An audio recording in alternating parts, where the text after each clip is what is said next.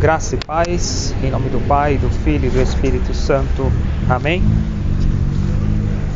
Evangelho de São Mateus, capítulo 5, versículo 3. Jesus inicia a sua carta magna, a sua carta máxima, chamada Sermão da Montanha. E ele inicia dizendo: bem-aventurados pobres, porque deles é o reino dos céus. Jesus, na sua carta magna, ele inicia falando para aqueles que possuirão o reino dos céus. E é interessante porque aqui Jesus ele não fala simplesmente de uma condição econômica, social, mas ele fala da virtude da pobreza, que vai combater a avareza, que vai combater alguns vícios. E é interessante esse combate que Jesus coloca, porque geralmente quando nós lemos a Sagrada Escritura, a Palavra de Deus, e a pessoa vê lá, felizes, bem-aventurados os pobres, porque deles é o reino dos céus, ela pensa, mas eu sou pobre, né? Eu tenho uma condição social mais baixa, então ela já se acha justificada por isso. E não é bem assim. Existem muitas pessoas de condições aí econômicas baixas, pobres, mas são avarentas, são ambiciosas, são orgulhosas, vaidosas, estão presas nos valores desse mundo. E é interessante a gente falar desse tema na época que nós estamos vivendo agora, né? No período do Natal. Por quê? Porque o Natal, que nós chamamos de Advento, nós temos ele como um período muito importante para o mistério da encarnação do Verbo, né? O Verbo que se fez carne e habitou entre nós. Como já disse, o Logos, a palavra. Só que o sistema do mundo ele acaba tirando de nós e acaba manipulando de uma forma que nós perdemos o verdadeiro significado, o sentido e a razão do Natal para vivermos o consumismo. E isso acontece em outras tantas datas importantes, como a Páscoa, né, que é período da Quaresma, 40 dias em oração de se retirar. Mas ainda assim, o tempo do Advento, aquele que há de vir, a espera do justo, do santo, do Rei dos Reis, do nosso Senhor Jesus Cristo, o ungido, o Filho unigênito do Pai, também é um tempo de preparação. É um tempo de preparação da nossa alma. Porque é claro que historicamente Jesus se encarnou no seio da Virgem, como nós já vimos falando, por obra do Espírito Santo, e logo foi criado como centro da Sagrada Família por José e Maria de Nazaré, passou pela sua paixão, crucifixão e morte, ressuscitou ao terceiro dia, está sentado à direita de Deus Pai Todo-Poderoso, se faz presente em nós, porque foi promessa dele. E é tão interessante que quando ele diz bem-aventurados ou felizes, segundo algumas tradições, os pobres, observando a virtude da pobreza, ele já faz uma promessa, porque destes é o reino dos céus. Porque de fato são aqueles que estão desprendidos dos valores desse mundo. Lembra-te, não tem como servir a dois senhores, não tem como servir ao mundo e a Cristo, o dinheiro e a Cristo, não tem como servir a dois senhores.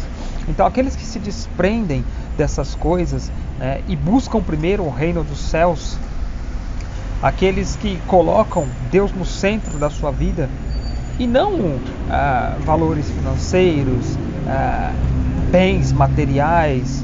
É claro que nós estamos dentro da sociedade e nós necessitamos, né, do manuseio do dinheiro, assim, de um veículo.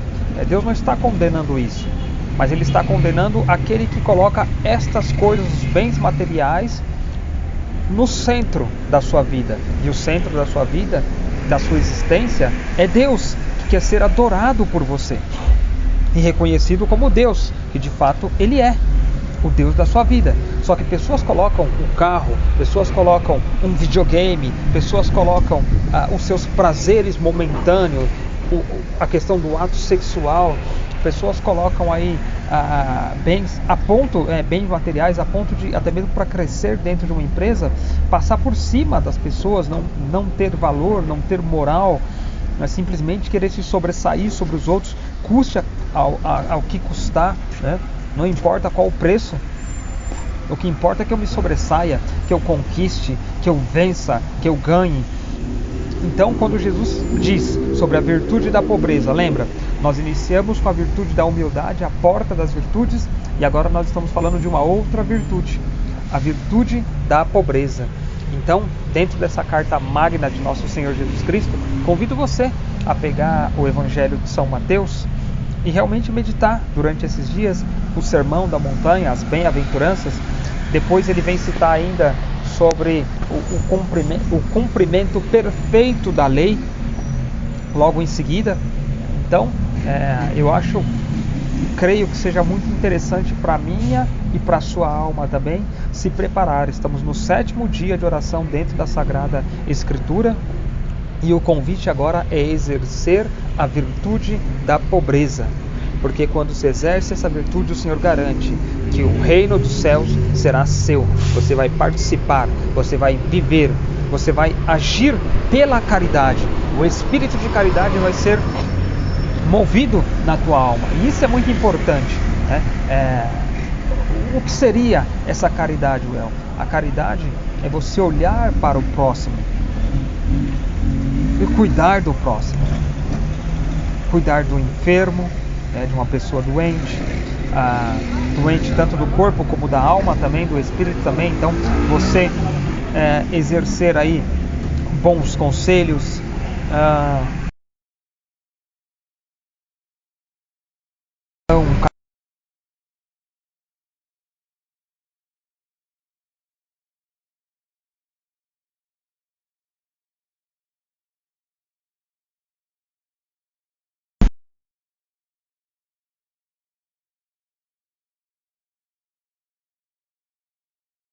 um sentimento, uma sensação ou um esquecimento talvez do mal que a pessoa te fez, mas ele é uma decisão, né?